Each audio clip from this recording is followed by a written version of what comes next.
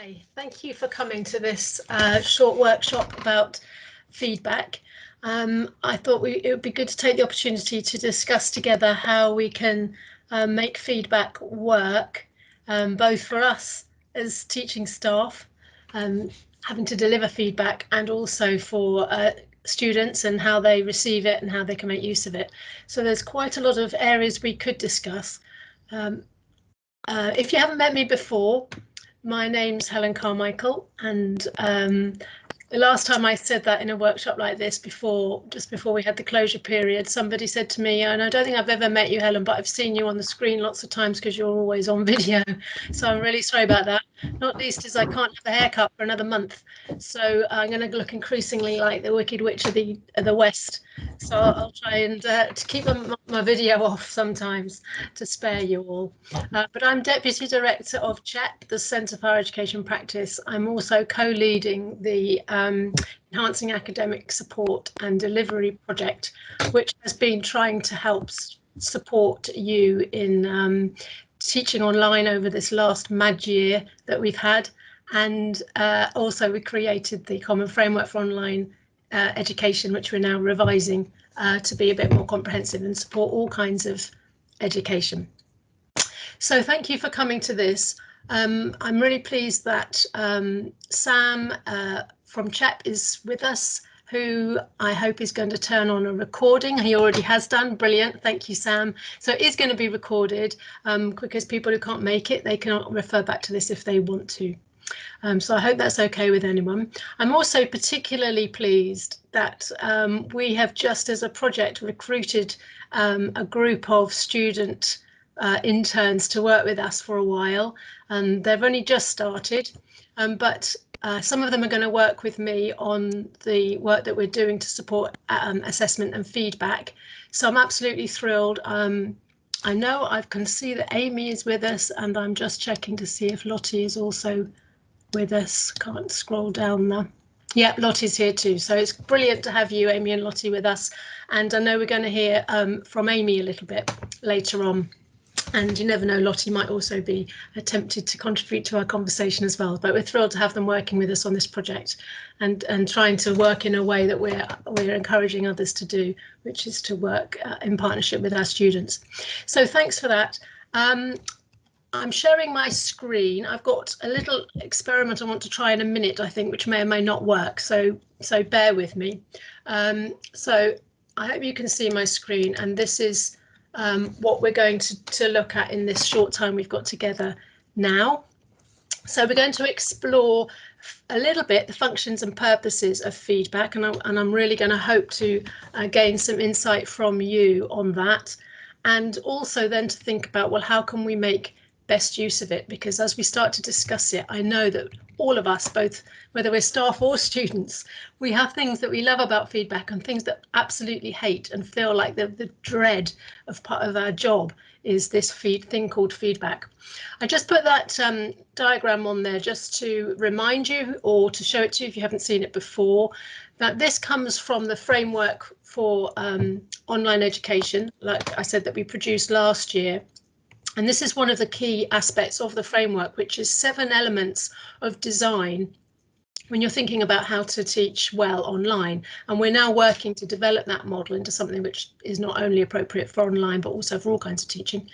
And one of those elements is this aspect of assessment and feedback. And we've been having quite a journey, I think, in thinking about assessments and moving assessments online and how we do exams or don't do exams. And it was quite a thorny issue throughout the last year, and we're doing a series of assessment workshops at the moment, and we will be covering some of those issues.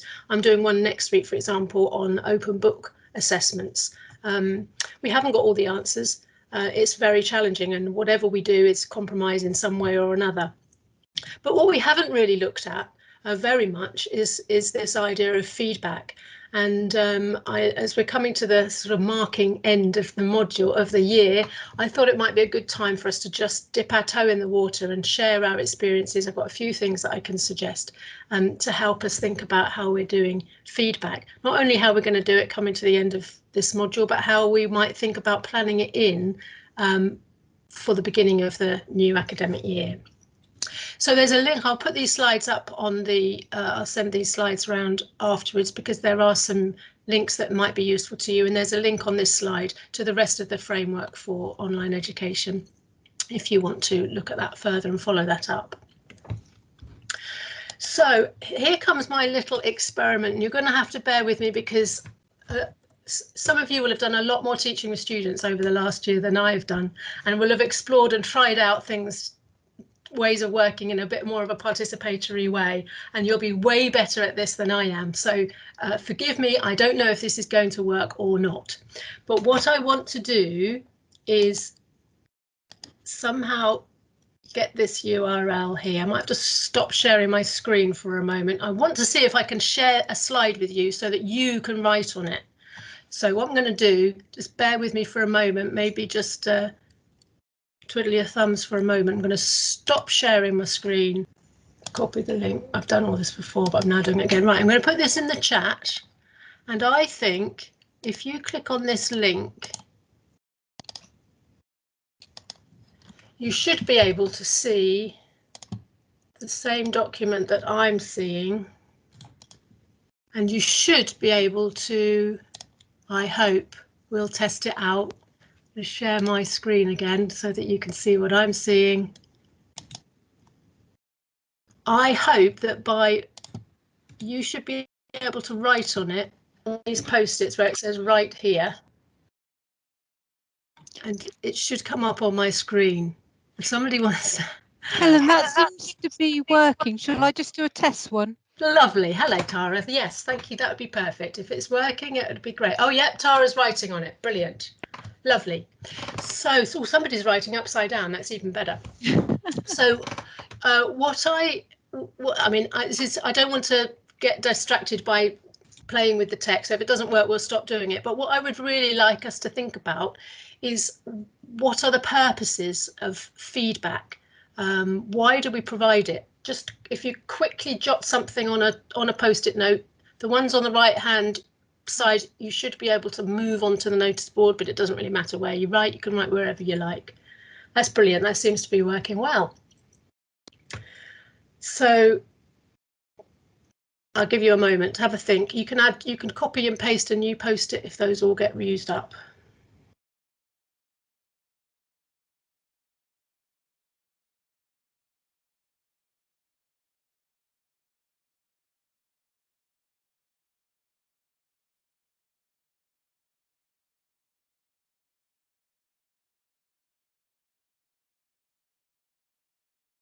Trevor's putting me right. It's easier to use a whiteboard app in Teams. Yes, you might be right, Trevor, but somebody warned me off it for some reason, and I can't remember what that was. But happy to try things out with you later on. I just thought I would give this a go. Somebody recommended it to me. I don't want to get distracted on the tools too much.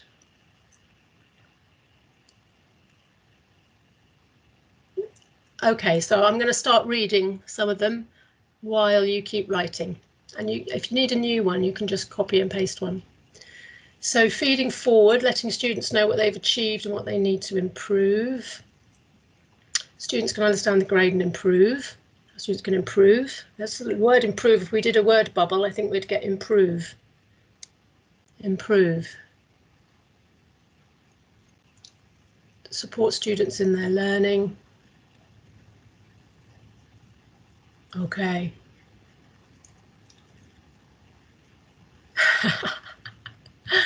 Cynically, it proves that we've actually read it and engaged with it. Yeah, that might be less cynical than you might think, I guess. Development for students helps people realise what's working well and how the work can be improved, how work in the future can be improved to improve how I can improve. That's interesting, learning how to improve in terms of providing feedback maybe, or even in the way we teach. Oh, now. Lovely. Okay, that's brilliant. Thank you. If you haven't had a chance to add something, please feel free just to type it in the chat because everyone will see that as well. But I just thought this was an interesting way of looking at it. So lovely. Understand what students are struggling with and why to justify the mark. Easier to use chat or Padlet. Okay, I surrender in terms of my ability to do something interesting with technology. We'll just use low-tech options. But I'm happy with the way that looks on there, and I'm really pleased with the comments that you're making and thinking about it. So please feel free to keep adding to that. In the meantime, I'm going to move on to the next question, which you can, again, either add things in the chat if it's easier, keep adding to that slide, or add to the next slide, which is the one I'm going to show now, but you can still access both of them because they're both on the link that I sent you. You know, it's quite easy to find reasons why we give feedback and what its purposes are, and for you particularly, looking to see how students might improve, or how we might understand what they've learned or not learned, and how we can improve what we then deliver. But it's not straightforward, is it? And there's lots of reasons why we don't always get the results that we want through the feedback that we give. So again, adding something on my now pink post-its or in the chat. So challenges. The time to give quality feedback, says Neil. Yes, time, that's a massive issue, isn't it? Challenging actually making that feedback effective in helping students improve. Being honest, fair and constructive. It's quite an art form, isn't it? Finding the right words that convey the strength of the message, the right kind of weight of message, but at the same time not scaring students or putting them off or making them feel demoralised. Time, another one there, versus sheer student numbers. I mean, I can sense it in the air. I mean, I don't teach many students very much, and so I'm not always in the loop of the sort of academic seasons and the semesters and the exam periods anymore, but I can feel it. I can feel that sense of impending. We're moving into the marking period. You know, don't expect me to be able to do anything because I'm going to be burrowed away in a den somewhere, getting my marking done. It's really, really tough, and especially when you have huge cohorts and each assignment has to be marked fairly, constructively. Yeah. Getting students to read it and understand it, then apply it. Has to be timely if it's to be effective. So we've got to get it in quickly. We've got to be wordsmiths and get all the wording right. We've got to do hundreds and hundreds of them sometimes in one go. We've got to fit it in around everything else we're doing. We want to try and make sure that students actually do something with it. I mean, we're talking about an impossible job here, aren't we? Not just an academic exercise. We're not sure how feedback is received. I'm just looking at this one in the chat from Vesna. Feedback that isn't always acted on. And for me, I think this is the main reason why I am really fascinated with feedback, and the reason I called this workshop Making Feedback Work for You and Your Students, because it's not just you know, it's not just something that students have to deal with, they have to read. We'll come to have a think about that in a moment, but from the point of view of the staff, we've got a big comment going on here about the hard truth. I wonder what the rest of that sentence is going to be. It does feel like such a burden, and we don't really know whether it's hitting the spot, whether it's actually worth it. We do all this stuff because we feel we are obliged to, and we don't really know whether it's going to make any difference or not. And that's the most disheartening thing of all, I think. So thank you so much for that. You can carry on adding to that. You can carry on adding to the chat. We'll capture all of that afterwards. But I'm hoping that by the end of this session, we will actually have come up with a few things. I really hope that by the end of this session, you'll be able to go away with at least 2 things that you think I think that's something I could try. Now, I'm not trying to teach grandmothers to suck eggs. There may be nothing in here which you haven't already tried, which you're not already doing. So I'm not trying to sort of, like I say, teach you, I was going to say teach an old dog new tricks. That's not the right expression. But I just think that by sharing some of these frustrations and by outing some of the potential things we might be able to think about, something might happen. You think, oh yes, I hadn't thought of that before, and there's no shame in the fact that you haven't thought of it before, but you might not have done.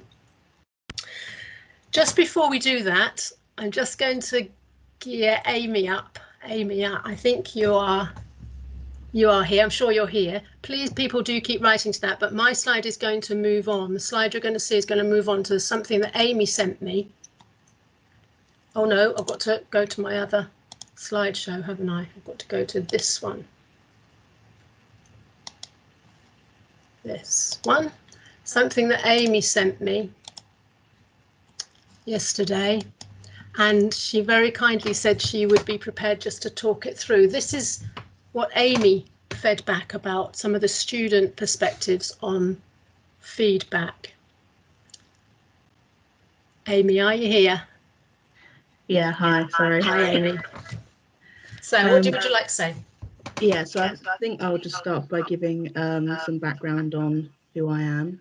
So I've been at the university now this is my 5th year at the university. I did my undergraduate degree here and I'm currently doing a master's degree.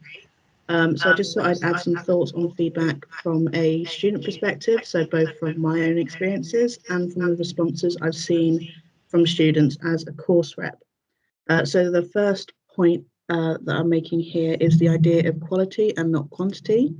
So for example, I actually look back at the feedback for my undergraduate dissertation, which was 10,000 words, and I got just under 200 words of feedback from one of my reviewers, which would compare that with a recent assessment I've been doing my master's, where I received over 500 words for a 2,000 word report.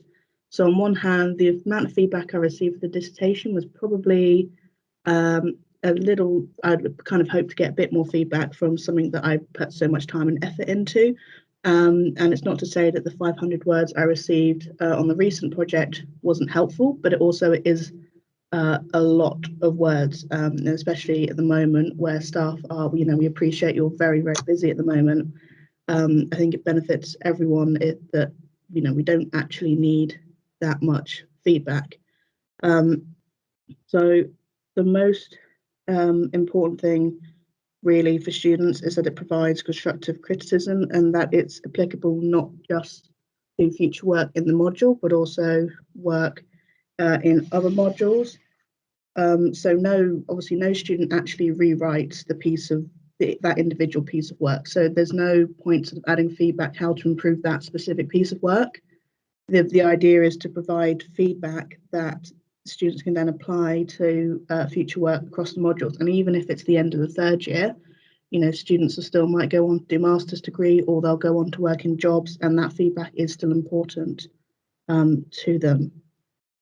So one of the other, not issues per se, but when we tend to get back lots of or very dense paragraph of feedback, not all students necessarily read through that, especially if a student's got a really good mark and they see a big paragraph of information. They might just think, well, I did really well at what I don't really need to improve. And a good way to try and get students to engage with feedback more, I would say, is to break down those big paragraphs into bullet points. So it's a lot clearer to read, and if a student looks back at the feedback, they think, well, it's only a few lines, I can read through that quite quickly and quite easily, and it really just makes it clear what the clear points are, because if you look at a paragraph, it's not clear what the key points of feedback are within that. And another thing to add, it's especially been evident to me as a course rep this year, and as I say, a lot of students are very sympathetic to the fact that staff are particularly busy at the moment. It's a particularly difficult time for everyone.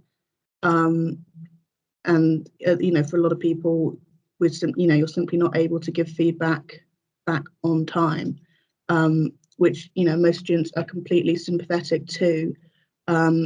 And this is, I only bring this up because it's been brought up in recent student staff liaison committee meetings, is that there's just clear communication regarding if there's going to be late feedback. So rather than waiting until the day of that the feedback's due, or even until gone past when the feedback was due, just to give students a heads up that the feedback might be late, sort of well in advance. Well, not well in advance, as in advance as is able.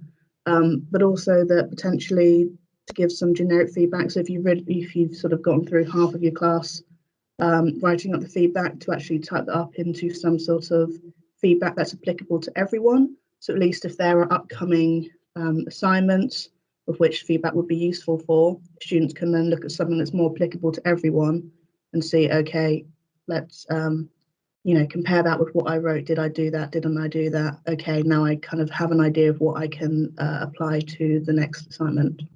And that's kind of all the thoughts I had on that, if that's okay. That's immensely helpful, Amy. Thank you so much, and apologies if it's me that was causing something of an echo a moment ago. That's really helpful, Amy. I don't know if anybody would like to comment on Amy's contribution or ask a question of her. I found it particular. I think that the thing that it's never really occurred to me before, it's occurred to me, but I've never really seen it in that same light, Amy, is about this thing that, because I'm really bothered about providing feedback at the end of a module. It bothers me a lot because I think, what's the point? But you've made a really good point about why that might be effective if the feedback is not purely about this particular assignment, but is picking up themes that relate more generically to learning or researching or studying in more generic ways that can then feed forward into something else. I think that's a really helpful tip, and perhaps helps us decide what to include in that end of module feedback. That's a new one for me. Brilliant. Thank you very much indeed. Okay, so from the post-its, I've lost my place here. From the post-its that you put on the purposes of feedback, you're fairly clear that there are two distinct purposes, and sometimes not necessarily mutually helpful purposes for feedback. We're asked to give a judgment, and then we're asked to provide guidance to promote learning, and sometimes the two things are difficult to do. I do quite a lot of external examining, so I'm looking at not really the assignments themselves, but how they're being assessed and the comments that are on them. And the natural tendency is that for a student that's not done very well, we've got plenty to say, and the student who has done very well, there's a lot of yes, good, fine, that's nice, well done, that's good, and it's much more difficult to find, well, what am I going to say to prompt learning? And it's just natural because it's easy to spot all the grammar errors or all the mistakes or all the problems with referencing and all those kind of things which we feel obliged to point out. But actually, even that doesn't necessarily promote further learning for students that are struggling anyway. But certainly it seems to be much harder for us to come up with constructive things to promote learning for students who are doing fine or doing well. So they're difficult things to do and difficult to get that balance right. It's about giving a grade, but also justifying the grade, and then perhaps pointing to what they could have done to get a higher grade. And it's a difficult balance. So the other thing that you've said when you then talked about the challenges is how much time it takes up, how difficult it is to do, and you know, how much is required, the skill, the sort of multifaceted nature of what that feedback is. And if you're only going to give feedback once in a module, how challenging it is to get all of those things done and all of those things in there. So I just wanted to pick up a suggestion, and I'm interested to know what you think about it, how this might be that in order to make the effort worthwhile, or to what I've said there, maximising the effort to benefit ratio, is, you know, is thinking about how are you spending your time, and how does the sort of overall quantity of feedback get delivered. You know, so if you think of it as a sort of finite quantity of feedback you want to be able to provide for each student, it doesn't perhaps necessarily all have to come from you, or all have to come at the end of the module. So I've just got some suggestions here about sources of feedback and forms of feedback, just as some triggers to think about, really, that we tend to think about written end of module, that's a sort of default position, end of module written feedback that sums up the judgment and the, you know, points for learning at the end of a module. But maybe we could expand that and therefore reduce the quantity that rests on our own shoulders as that person who's giving that end of module feedback. If we called a lot of other things feedback and engaged our students in recognizing it as feedback, then maybe we don't have to do quite so much at that terrible point at the end, because they've actually, in terms of the sort of necessary quantity of feedback that each student sort of needs to be successful and to learn for that piece of that module, that piece of learning, maybe we should be drawing from other people and pulling that together. So there's just some suggestions on there. Interested to know any comments. Please feel free just to unmute yourself, put your hand up. I can see there's things going on in the chat,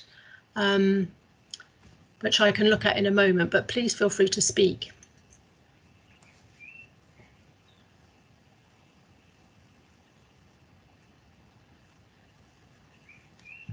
Okay, let me see what you've put in the chat then.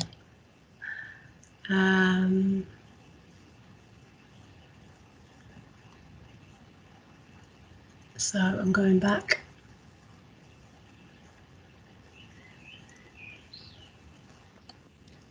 Helen, while you're looking at the chat, I think Vesna's just put her hand up. Okay, great, Vesna.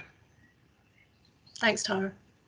Okay, so what I just wanted to say that maybe similarly like assessment, sorry, is subject specific. So it's a feedback because we assess in different way, and we give them feedback also in different way. And I wouldn't say, for instance, for math, that the major feedback that we give as students come at the end of the module or at the end of the semester, because our students are given regularly problem sheet that they are working on problems, and they are getting regularly then feedback on that. And we do kind of, when we provide the model solutions, we call it feedback and model answers. And I think the majority of the students is clear if they, when they didn't get a full marks, why they didn't get full marks and what they can do to improve next time. And is that just standard practice across maths? I would say that this is a pretty standard practice within maths. And do the students know? Do they recognise it as such? Do they feel like they're getting enough feedback? What we are kind of seeing sometimes, and what we are our struggle is that the students usually don't pick up their marked work. And so then they don't see the feedback that if they are not interested apart from their marks. So my own practice is then to ask the students to elaborate how they have used feedback received in order to improve current work. That's great, and it's interesting what you say there, because I don't know if any people on this call were at the CHEP Festival keynote lecture last year when Naomi Winston from Surrey came to talk. I draw a lot of my stuff on assessment and feedback from her work, which is very, very high quality research based stuff, and it's really good stuff. And her own research into this, it confirms exactly what you're saying there, Vesna, that students, if they're satisfied with their mark, don't usually read the feedback. Well, I don't know about usually, but they often don't read the feedback. And she had I remember a marvellous image she showed when, you know, in the days when students were actually handing in hard copies of work. It was just left beautifully, you know, lots of feedback on it, but left in the pigeonhole, you know, the return box for students to pick up from, just left there. They didn't even come pick it up. So, yeah, that. Kind of, yeah, she called it the graveyard. Yes, the graveyard, exactly. Yeah.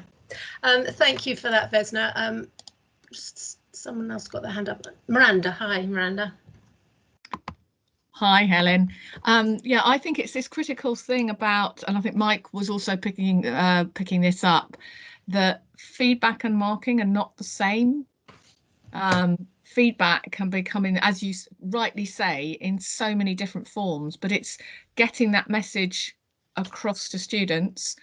And I think of the assessment for learning work that's been done in schools, and so often what they say, as soon as you put a mark on, the mark is what students remember, not the feedback. And in a way, are we, you know, just tying ourselves up in knots because we keep having to put marks on yeah, because of module, you know, outcomes and things. I know it's really difficult because we're in a system, but that's making it more difficult for us, I think.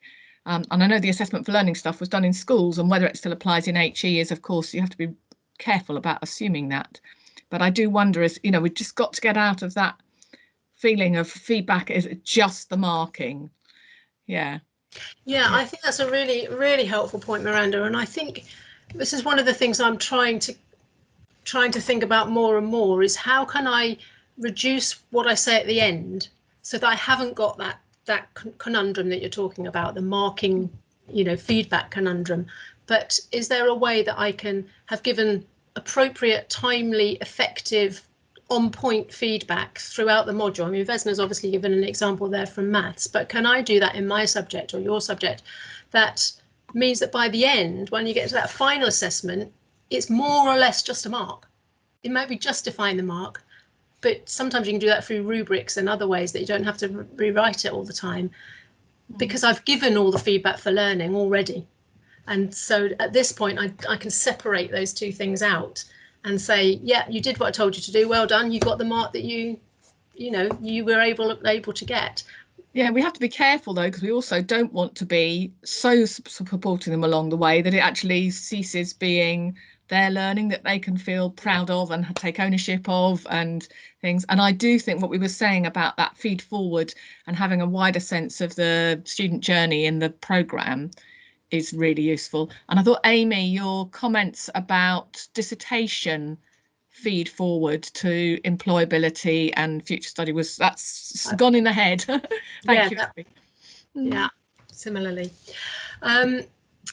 Okay, I'm going to just, while we're talking about that student engagement, I'm going to flick on to another slide. So bear with me a moment. And I know there are questions in the chat and I will come to them, but I just want to come to this document here, which is something that's actually was created, as you can see, from Sheffield Hallam. But actually, it's hard to do a better job than they've done here, because this is actually written by students, or at least a student, and perhaps she had help because there's lots of names on the front, but it's a wonderful little brochure. I just put the contents page on so you could see, because, you know, I mentioned at the beginning that it's great to have Lottie and Amy here working with us on this project and this work, because we have a principle of working with students and not just doing things to them. But feedback is a wonderful place where we can really put that into practice, because students need to be as actively engaged as agents, if you like, in the process as anybody who's doing the marking or giving the feedback. And they probably need some help to get started with that, to make them realise that it's what they do with the feedback that helps them learn. And how do they do that? This booklet, and I've linked to it on this slideshow, so you can have a look at the whole thing. But you can see there's some really interesting topics. It's students talking to students about how to make good use of their feedback, and I think that's something that would really help us again, make best use of the feedback that we do give by making sure that students are working with us and engaging with that feedback. I've noticed a couple of hands that I've ignored. I think Pina was first, and then is it Ian? Yes, Pina and then Ian. Hello, Helen. I just wanted to say that I think it is important that students, they need to be clear about the marking criteria and the rubrics. They need to be clear about, they need to know what is expected by them in order to develop and to do better and also to achieve higher grades. And based on one experience on my teaching, when we gave them a formal assessment, just trying to understand the marking criteria and think about where they sit now and understanding the marking criteria, how they can go next, I found that the students were engaging more with the feedback. Thank you, Pina. Yeah, sure. I think it's, you know, if there's once we're going to have a look at some practical things you can try straight away. And one of the things I think that is, you know, we could all reflect on and think, well, am I doing enough of this? Is explaining, sort of showing students our working, saying this is why I'm giving you feedback. This is what it's for. This is when you're going to get it. This is how you're going to get it. And it's not all going to come from me. It's not all going to be at the end. It's going to be like this, going to be like that. And as Amy was saying earlier, you know, students are quite good if they understand the context, like she was saying about when, you know, it's been a challenging year and students are very understanding if marking is sometimes late, but just tell us. You know, we do have students like that at Southampton. And if we explain what we're doing, I think we actually save ourselves quite a lot of trouble. Yeah, I think so. Yeah, I do think so. Also explaining the marking criteria and why do we assess them in a certain way that can help them engage more. Yes, okay. Yeah, brilliant. Thank you for that, Pina. That's really helpful. You know, there is many different student views about what they want as there are students, and I think conversations with them and respectful conversations about how we can work together to make it work is always valuable. But I'm also concerned about the very, very big challenge that people feel this burden of the marking workload, and if there's any difference at all to that, yeah, I recognise generations long debate about feedback. It is that to just try and recognise that we can make life a bit easier for ourselves once we realise that it's not all about that big piece of feedback at the end. And, you know, Vesna says it doesn't happen in maths anyway, and maybe it doesn't happen in other subjects. But I hear a lot of people saying, I'm coming into marking, I'm going into the, you know, hibernation, you won't see me, I'll come out a stone lighter or a stone heavier, whichever way. You know, it is a real difficult time for staff. And if it's not getting maximum benefit for students either by doing that approach, I think there's real value in continuing the conversation about, well, what can we do to make that horrible, nightmarish burden less of a burden, and what we do more effective.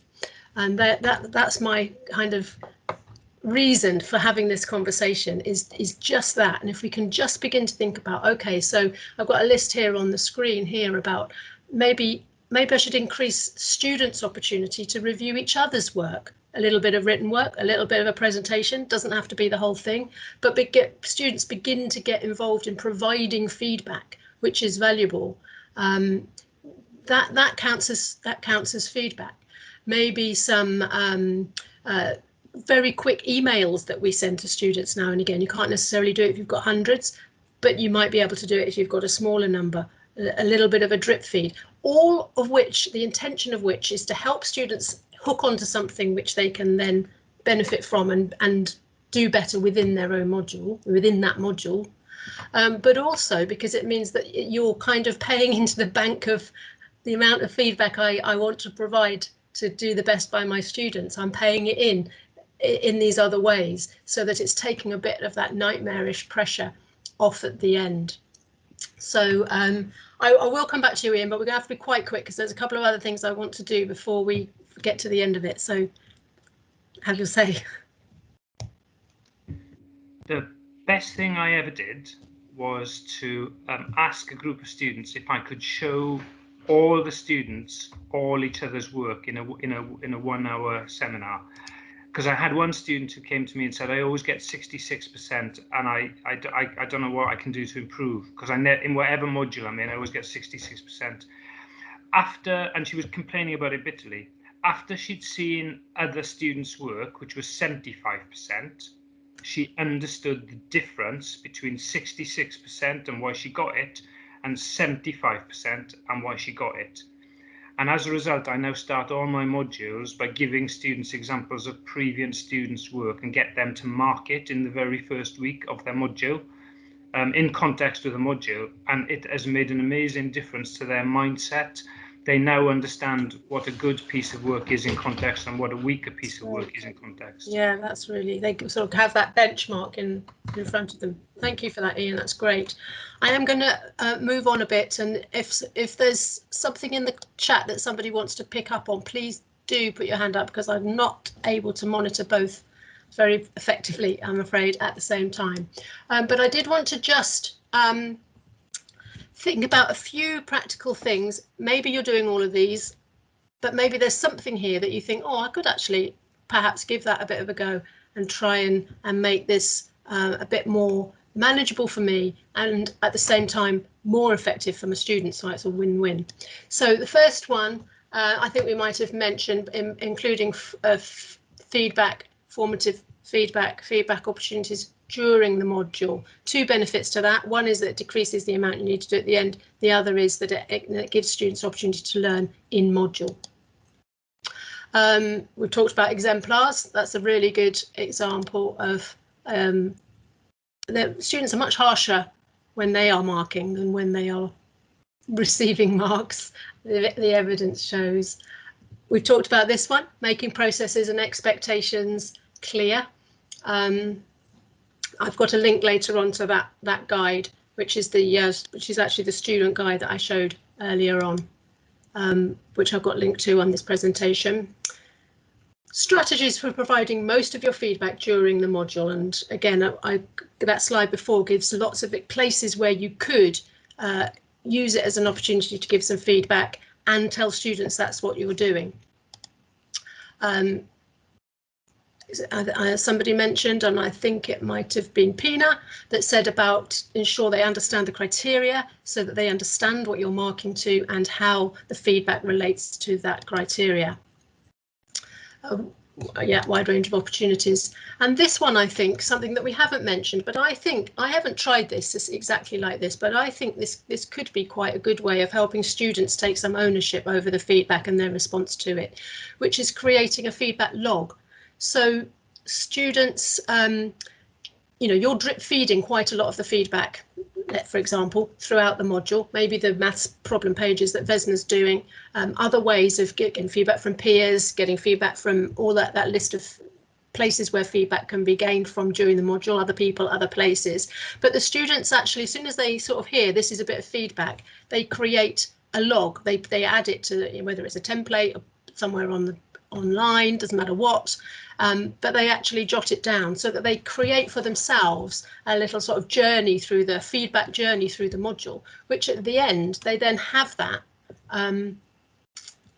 as a substantive piece of document that they can keep and refer to and make use of if they want to, but at least it's evidence to them that they have been given quite a lot of opportunities to improve, to learn, to develop, and that they have ownership of that themselves. It's their document that they've created. So that's the last idea there. Just before we finish, I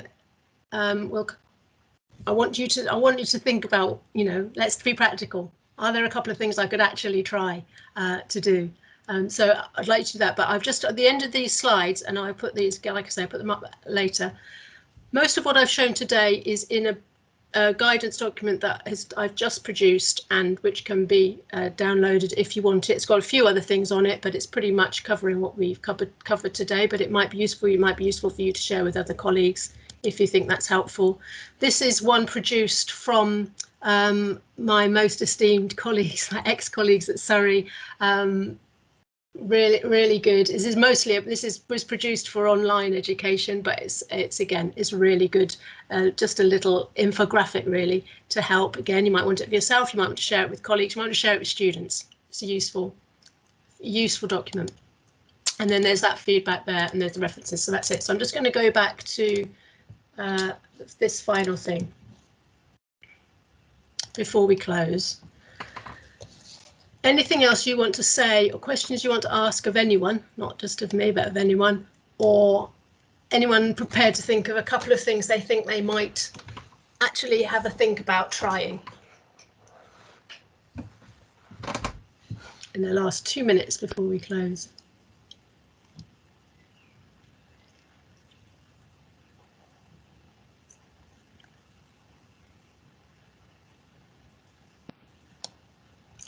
Scurrying through the...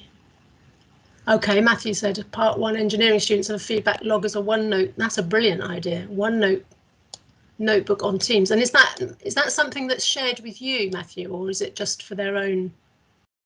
Do they share that at all, or is it just for their own private purposes?